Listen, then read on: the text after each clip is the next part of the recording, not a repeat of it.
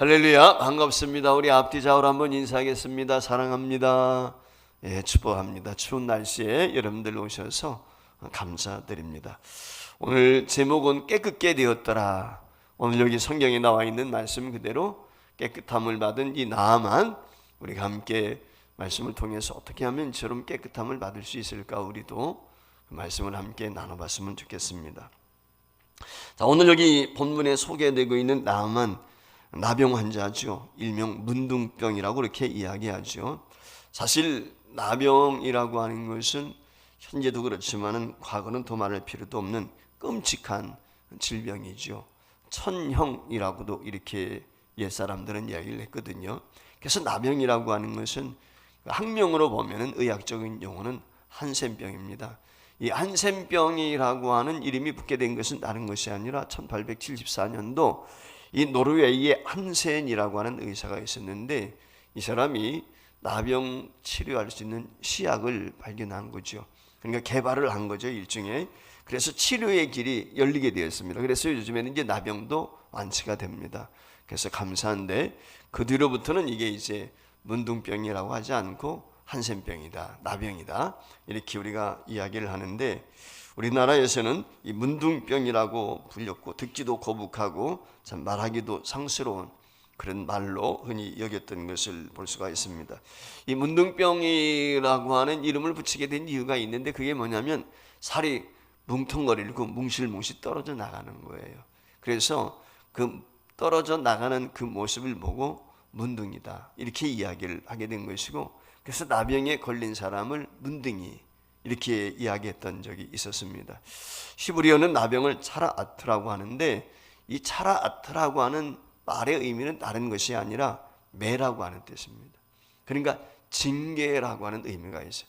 그러니까 이 나병에 걸렸다라고 하는 것은 일명 하나님으로부터 징계를 받았다, 하나님의 매를 맞는다, 이런 관점으로 이해를 했던 것이죠.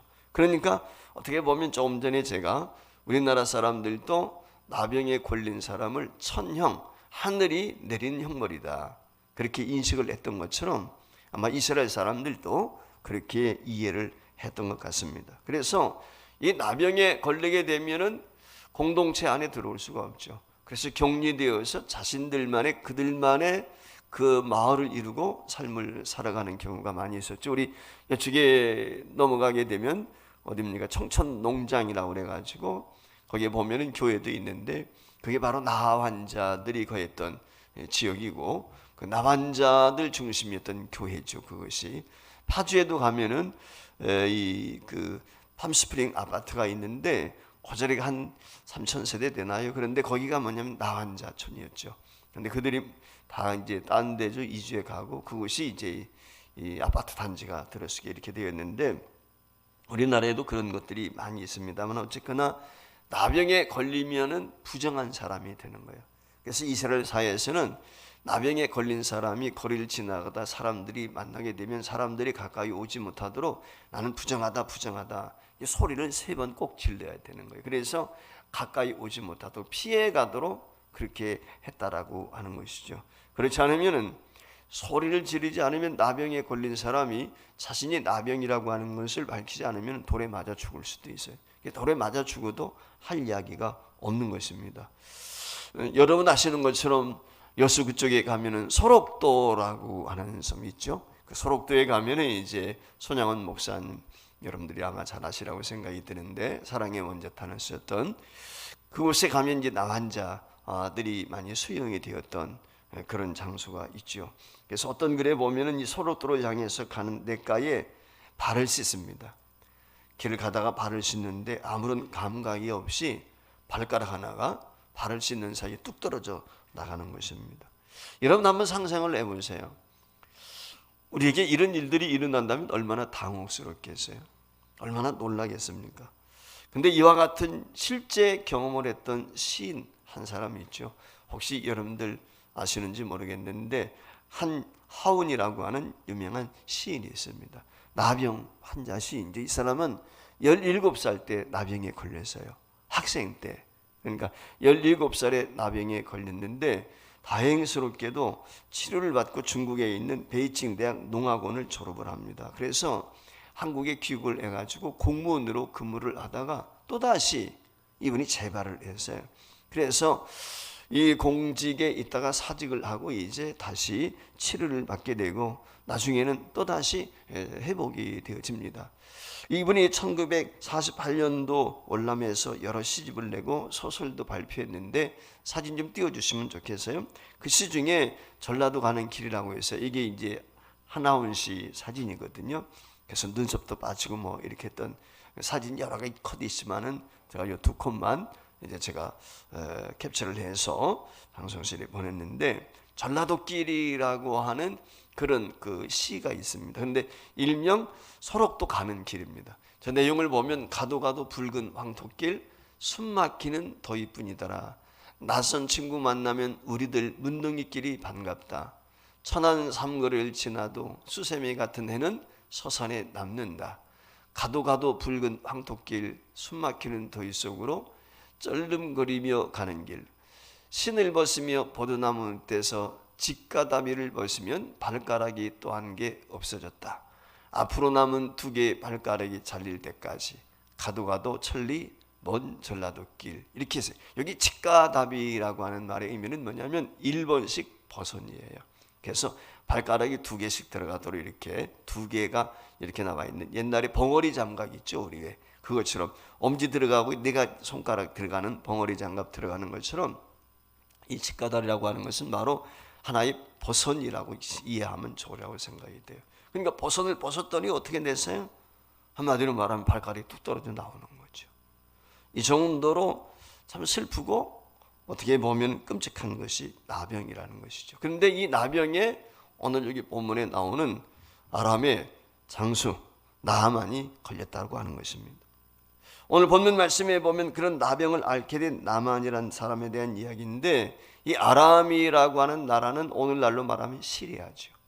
시리아의 장군이란 말이죠. 군사령관입니다. 전쟁 영웅입니다. 왕이 심히 아끼는 사람이에요. 왕으로부터 절대적인 신뢰를 받는 것은 물론이거니와 백성들로부터도 인정을 받고 칭송받는 존경받는 그런 사람이에요. 그런데 그가 나병에 걸려서요. 지금도 나병에 걸리면 천형이라고 그래서 두려워하고 있는데 일종의 피부병이지만 많이 힘들어하지 않습니까? 그런데 예전에는 치료 방법이 없었단 말이죠. 치료약이 나오질 않았으니까. 그래서 나병에 걸리면 평생 앓다가 나병으로 죽을 수밖에 없는 건데 뭐 여러분들 아시는 것처럼 사진 같은 데 보면은 나병에 걸리게 되면 코도 문드러지게 되고 눈썹도 다 떨어지게 되고 손톱도 발톱도 이것들이 손가락 발가락 다 떨어져 나가는 거거든요. 그리고는 나중에는 이제 어떤 감각이 없어요. 그래서 세상을 떠나게 되는 것인데 이 사람이 전쟁터에서 공도 많이 세운 영웅이란 말이죠. 근데 그런 힘있고 능력 있는 영웅이 나병에 걸리니까 아무 의미가 없는 것입니다. 백성들이 영웅 취급을 합니다. 존경합니다. 그런데 나병에 걸리니까 무슨 의미가 있겠습니까? 왕의 총애를 받는데도 아무 의미가 없어요. 한마디로 말하면 나병은 나만의 생명을 삼켜버리고 있는 것입니다. 나아만이 제 아무리 아람을 구한 영웅이랄지라도 나병 앞에서는 꼼짝을 할 수가 없는 거예요. 이게 오늘 나아만의 모습인 것이죠. 그런데 이 나아만에게 하나님께서 복음의 메시지를 들릴 수 있는 기회를 주셨다는 것입니다. 이 이스라엘과의 전쟁이 이 암몬과 자주 있었거든요. 그 나아만 이 아람과 전쟁이 있게 되었을 때 이 히브리 소녀, 그러니까 이스라엘 사람이죠. 히브리 소녀가 포로로 잡혀온 거예요. 이게 포로로 잡혀왔는데 바로 나아만 장군 집에서 한마디로 말하면 시녀지요. 종이지만은 시녀처럼 그렇게 그 나아만 장군 부인의 아마 시종을 드는 그런 소녀가 있었던 것 같습니다. 그런데 이 소녀는 하나님에 대한 하나님을 열심히 믿는 신뢰하는 신실한 히브리 백성이었어요. 하나님의 딸이었던 것입니다. 그래서 이 나아만이 이 나병에 걸린 것을 보고 자기 마님한테 부인한테 이야기를 하는 거예요. 우리나라에는 선지자가 있습니다. 그 선지자한테 가면은 주인 마님이 병을 고칠 수가 있습니다. 라고 하는 얘기를 하게 된 거죠. 그래서 나아만의 부인이 나아만한테 그 이야기를 합니다. 사람이 어려움에 처하게 되면 지푸라기라도 짚고 싶은 심정이 있잖아요. 그러니까 이 나아만이 사실 지금 천형이라고 하는 나병에 걸려서 참 부끄럽기도 하고 체면이 말이 아니잖아요. 그런데 희소식을 듣게 된 거죠. 이스라엘은 선지자가 있는데 그 사람한테 가면은 나병을 내가 고칠 수 있다? 얼마나 복된 소식입니까? 그래서 그 소식을 듣자마자 왕한테 나가서요. 우리가 가만히 생각할 때는 하찮은 여종이라고 무시할 수도 있잖아요. 그런데 나아만은 그렇지 않았어요. 절대절명의 순간에 상황이 있으니까 이 나아만은 지푸라기를 씹는 심정으로 이 여자아이가 전해준 이야기를 복음으로 들은 것이에요. 그리고 그 이야기를 가지고 나아만이 왕한테 갑니다. 우리 4절 말씀에 보면은 우리가 읽지는 않았지만 이렇게 기록이 되어 있거든요. 나아만이 들어가서 그의 주인께 아뢰어 이르되 이스라엘 땅에서 온 소녀의 말이 이러이러하더이다. 이게 주인이라는 말은 왕이지요. 그러니까 이 아람의 왕한테 나아만이 이런 얘기를 제가 듣게 되었습니다 라고 하는 이야기를 하고 있는 것입니다. 아마 평상시 같으면은 나아만이 자기 부끄러움이 있을 때, 어떤 질병이 있을 때 그거 숨기고 왕 앞에도 그러지 않겠어요? 근데 이건 뭐 어쩔 수가 없잖아요. 나병에 걸린 것은 다 들통이 날 수밖에 없고, 그리고 이것을 숨길 수도 없는 병이고, 왕을 면전에서 늘 봐야 되는데, 여러분 한번 생각해 보세요. 눈썹이 빠져나가고 손이 뭡니까 이게 하나씩 둘씩 떨어져 나간다고 생각할 때 그 심정이 어떠하겠어요? 그러니까 체면도 없는 거죠. 그 모든 것을 내려놓고 왕 앞에 나가지고 이야기를 하게 된 것입니다. 그 말을 들은 왕이 어떻게 합니까? 오늘 여기 말씀에 보면 흔쾌히 허락을 합니다. 그래서 5절 6절 말씀에 보면은 이스라엘에게 이 왕이 친서를 써가지고 많은 보물을 준비해가지고 보내는 거거든요. 같이 읽어볼까요? 아람 왕이 이르되 갈지어다 이제 내가 이스라엘 왕에게 글을 보내리라 하더라.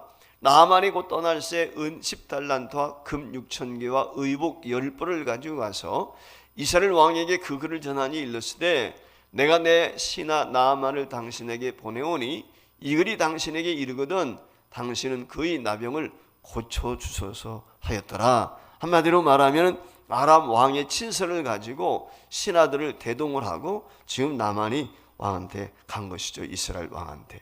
그 이스라엘 왕한테 가게 될 때 친서는 물론이거니와 오늘 여기 나와 있는 것처럼 은과 금과 옷들을 가지고 갔다라고 이렇게 이야기를 하고 있거든요.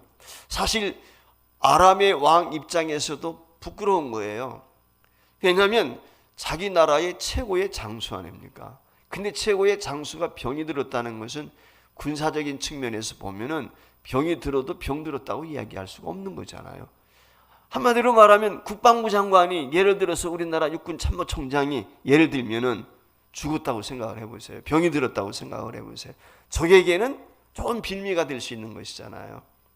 그러니까 사실은 이와 같은 이야기를 한다는 것은 쉽지가 않은 거예요. 그런데 이 아람 왕이 친서까지 보내가지고 그것도 겸손하게 써서 말이죠.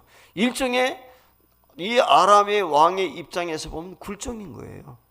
그만큼 어떻게 보면 나하만을 신뢰하는 것이고 나하만에 대해서 기대를 하고 있는 것이죠. 그만큼 인정하는 사람, 그게 나하만이라는 거예요. 특별히 오늘 여기 선물들을 가지고 가는데 오늘날 돈으로 환산하면은 약 200억 정도가 된다는 거예요. 엄청난 거예요. 그러니까 엄청난 그 예물을 준비해 가지고 친서를 써 가지고 나하만에게 들려서 이스라엘 왕에게 이것을 전달하도록 그렇게 했다는 것이죠.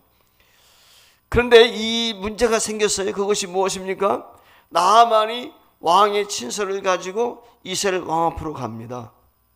그 왕 앞으로 가가지고 내 병을 좀 고쳐주세요 라고 이야기를 하게 되었을 때 요람의 그 요람이죠. 이스라엘 왕이 요람인데 아람 왕의 친서를 받은 요람이 그 친서를 받아보고 깜짝 놀라는 것입니다. 성경 말씀에 보면 크게 낙담했다고 기록이 되어 있어요. 왜 그와 같이 낙담을 했느냐? 이유가 있어요. 이 사람이 이걸 빌미로 해서 이 병을 낫게주지 않으면은 전쟁을 일으키려고 생각한다. 이런 오해를 하게 된 것이죠. 왜냐하면 나병을 지금까지 고쳐본 적이 없잖아요. 나병이 나았다는 얘기를 들어본 적이 없단 말이에요. 그런데 왕한테 와가지고 나병 고쳐달라고 친서까지 전해가지고 이렇게 이야기를 하니까 이 요담 왕이 끔찍한 거예요. 이걸 통해서 우리나라와 전쟁을 일으키려고 하는 겁니다. 이런 오해를 하게 되고 자기 옷을 찢어가면서 낙담을 했다는 것입니다. 그래 이 요람 왕이 낙담했다는 얘기가 오늘 여기 나와 있는 엘리사에게까지 들리게 된 것입니다. 사마리아를 거쳐서 이스라엘 전역에 퍼져나가게 되고 엘리사가 있는 도단성까지 이게 얘기가 들리게 된 것이거든요.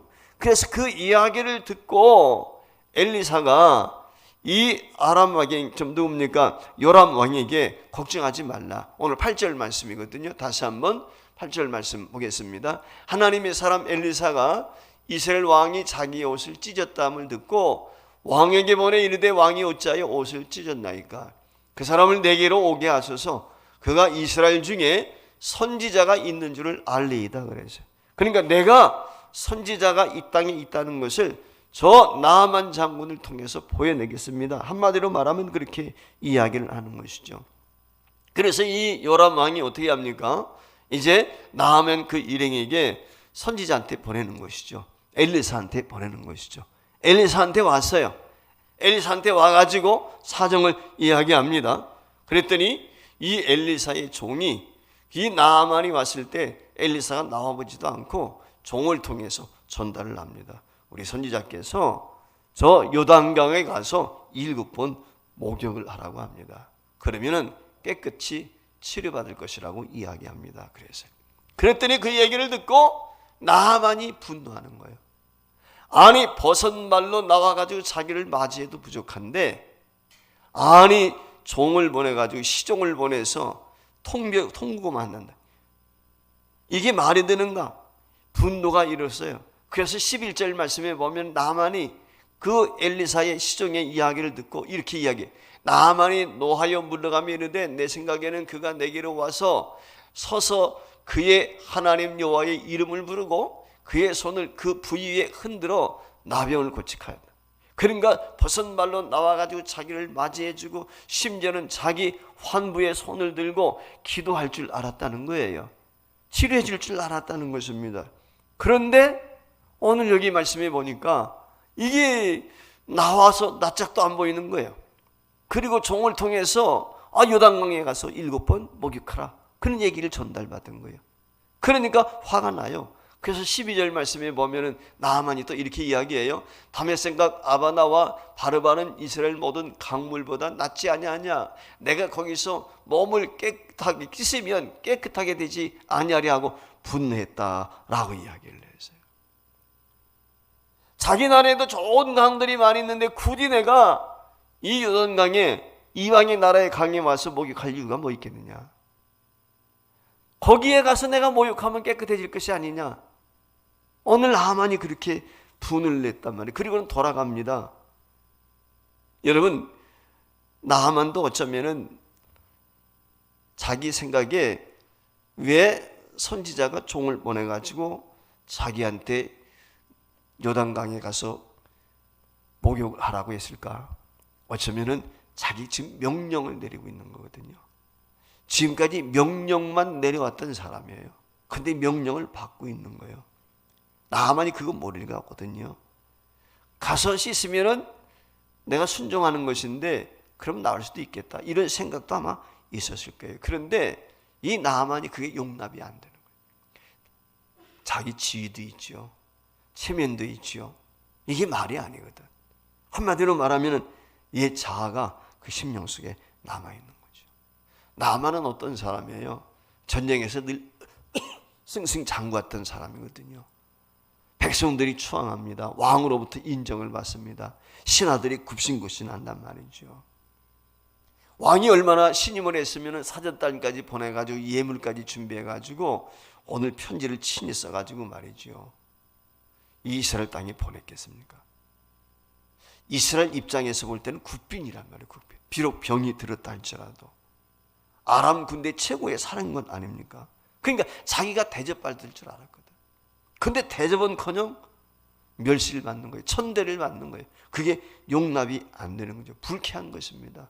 어떻게 보면 나만이 불쾌하게 생각하는 건 당연한지도 모르겠어요. 늘 높임만 받고 존경만 받고 대접만 받던 사람이거든요. 근데 어느 순간 오늘 이와 같이 하대받는 그런 마음이 들게 되니까 마음이 상할 수밖에 없죠. 그래서 돌아갑니다. 그 돌아가게 될 때 같이 왔던 시종들이, 부하들이 간곡히 부탁을 합니다. 장군날이 그 예언자 이보다 더한 일을 하라고 했으면은 그 선지자가 이것보다 더한 일을 하라고 했어도 하지 않았겠습니까? 그런데 그 요단강에 가가지고 7번 목욕하는 게 뭐가 그렇게 어렵습니까? 이곳까지 왔는데, 먼 길 찾으러 왔는데 한번 순종해 봅시다. 그렇게 부탁을 한 거죠. 그래서 나만이 어떻게 했어요? 이 신하들의 이야기를 듣고 오늘 이 활을 갈아치고 오늘 요단강에 가서 7번 그가 목욕을 했다는 것이거든요. 사실 어떻게 보면은 그 나만에게 그 엘리사가 몸종을 통해서 부탁한 내용은 어떤 크게 자기가 수고해야 될 것도 아니에요. 거기에 많은 돈이 들어가는 것도 아니고 자기가 애써야 되는 것도 아니라 단지 물에 들어갔다 7번 나오는 것 뿐이거든요. 다른 게 없단 말이죠. 근데 문제는 뭐예요? 나만이 자존심이 허락이 않는 거지. 체면이 말이 아닌 거예요. 본인 스스로 생각할 때. 여러분, 이게 우리에게 걸림돌이거든요. 하나님 앞에 은혜를 받게 될 때 은혜 받는 것을 가로막고 있는 게 뭐냐면 우리의 체면이에요. 체면 때문에 솔직하게 하나님 앞에 드러내놓지를 못하는 거예요. 주님 앞에 가까이 가지를 못하는 거예요. 내가 그래도 예수 믿은 지 몇 년이 됐는데 내가 직분이 뭔데, 이런 것들 때문에 우리가 하나님 앞에 바로 서지 못할 때가 많다. 오늘 나만이 그런 거예요. 저와 여러분이 기억해야 될 것이 있다면 하나님 앞에 나아가는 것은 어떤 재물이나 권력이나 명예나 지위가 아니라 순종이에요. 순종하는 마음이 중요한 것입니다. 지금 나만은 자신이 엘리 앞에 있다는 것을 가만히 아마 생각했을 거예요. 사람 앞에 있다고 생각하니까 순종이 안 되는 거예요. 자신의 지위나 자신의 명예나 자신의 신분이나 이런 걸 생각할 때 사람 앞에 서 있다고 생각하니까 그런 거예요. 근데 엘리야사가 오늘 여기 말씀해 보면 얼굴을 보이지 않잖아요. 그럼 엘리사가 왜 얼굴을 보이지 않았을까? 저는 곰곰이 한번 생각을 해봤거든요. 그때 한 가지 제게 깨우침이 온 게 뭐냐면은 엘리사 뒤에는 누가 있죠? 하나님이 계시거든요. 보이지 않는 하나님. 어쩌면 엘리사가 자신의 모습을 나만에게 드러나게 되었을 때는 이 나만이 자기 자신을 바라보지 않았겠는가? 엘리사는 자기 자신이 나만으로부터 굽신굽신거리고 나만이 존경하고 나만이 순종하는 것을 기대한 것이 아니고 자기 배후에서 역사하시는 보이지 않는 하나님, 그 하나님 앞에 순종하기를. 오늘 우리가 이게 쉽지 않거든요. 보이는 사람 앞에서는 그럴듯하게 우리가 포장할 수가 있는데 보이지 않는 하나님 앞에 순종하는 것이 쉽지 않은 거예요. 오늘 엘리사가 기대한 것은 바로 그것이죠. 자기 배후에서 역사하신 하나님, 그 하나님 앞에 순종하기를 기대한 거예요. 그래, 신하들이 그렇게 이야기하니까 이제 어떻게 합니까? 나만이 마음을 돌이켜서 요단강가에 가가지고 아시는 것처럼 7번 목욕을 했다고 했습니다. 그랬더니 어떻게 되었어요? 깨끗이 치료되어졌다 라고 오늘 성경이 말씀을 하고 있거든요. 여기 7번이라는 숫자, 7이라고 하는 숫자는 성경에서 흔히 완전수라고 하지요. 네. 하늘과 땅의 숫자라고 이야기해요. 성부, 성자, 성령, 하늘의 숫자죠. 동서남북, 땅을 가리키는 건데, 그래서 이게 플러스, 서양 사람들은 럭키 세븐이라고 하지 않습니까? 7이라는 숫자를 그렇게 좋아하지 않습니까? 그러니까 7이라고 하는 숫자는 모든 것 하면 완전하다, 이것을 통칭하는 것을 이야기하는데, 어쨌거나 그 숫자 개념보다도 중요한 건 뭐냐면 7번 가서 씻어라 라고 했을 때 오늘 나하만이 7번 가서 씻었다는 것입니다. 오늘 여기 14절 말씀 우리 한번 같이 읽겠습니다. 어떻게 됐는지 순종의 결과 한번 읽습니다. 시작. 나하만이 이에 내려가서 하나님의 사람의 말대로 요단강에 7번 본을 담그니 그의 살이 어린 나이에 살같이 회복되어 깨끗하게 되었더라. 할렐루야. 어쩌면 나하만이 그럴 수도 있을 거예요. 신하들도 그럴 수 있을 거예요. 한 번 들어갔다, 두 번 들어갔다, 세 번 들어갔다, 4번 들었다가 나올 때마다 조금씩 몸이 휘어지고 치료가 되어지는 기분이 있으면 될 텐데 사실은 그렇지 않았거든요. 여리고성 돌 때도 마찬가지잖아요. 그렇죠? 엿새 동안 6번 돌았는데도 변화가 없어요. 근데 마지막 날 7바퀴 돌게 되었을 때 여리고성이 무너졌단 말이에요. 오늘 여기 본문 말씀도 마찬가지죠. 엘리사의 말에 절대 순종을 해서 나아만이 자기 스스로는 순종하고 싶은 마음이 없었는지 모르겠지만 신하들이 충고하게 되었을 때 그 말을 받아서 순종. 어떻게 보면 신하들이 자기한테 권면하는 것이 더 창피할 수도 있었을 거예요. 자신이 지금까지 신하들한테 명령만 내렸잖아요. 그런데 신하들이 간청을 하게 되었을 때 기분 상할 수도 있거든요. 그런데 나아만은 순종했어요. 그리고 7번 목욕하게 되었을 때 깨끗이 되었다라고 이야기하고 있습니다. 그래서 나아만이 깨끗하게 되었을 때 수행원들과 더불어서 엘리사한테 옵니다. 15절 말씀 다시 한번 보겠습니다. 내가 이제 이스라엘 외에는 온 천하에 신이 없는 줄을 아나이다. 청하건대 당신은 종에게 예물을 받으소서. 그러면서 왕이 준비해줬던 예물을 이 엘리사에게 드리게 되지요. 그때 엘리사가 다 거절한 것 그 위에 계속해서 우리가 내용을 보면 알 수가 있죠. 여러분, 나아만의 치유와 구원의 역사가 어디에서 일어났습니까? 오늘 순종이에요. 한마디로 말하면 자존심, 체면, 이 모든 것들을 다 비운 거예요. 오늘 우리가 하나님 앞에 크 작은 문제 있을 때 해결받는 비결이 있다면 그건 뭐냐면 내 자아를 내려놓는 거예요. 전적으로 주님 앞에 순종하는 것입니다. 그것이 승리하는 비결인 것입니다. 너는 가서 요단강에 7번 목욕하라 씻어라. 그러면 깨끗해진다고 그랬어요. 그 말대로 그가 깨끗해졌습니다. 사실 눈에 보이는 거 아니잖아요. 쉽지 않은 거거든요. 평범한 바닷물 아니겠습니까? 강물 아니겠어요? 강물이 나아만을 깨끗한 게 아니에요. 나아만을 깨끗하게 하는 것은 하나님의 말씀에 대한 순종이죠. 오늘 저와 여러분도 마찬가지입니다.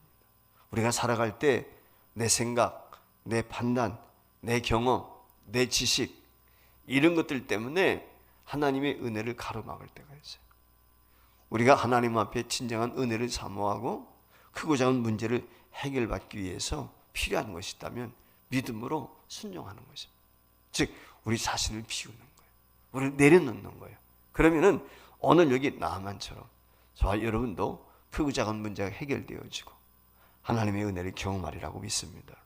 이 밤에 저와 여러분이 가지고 있는 크고 작은 기도의 제목들을 나누게 될 때 먼저 우리 스스로를 한번 돌아봤으면 좋겠어요. 내가 혹시 비우지 못하고 있는 것이 무엇일까?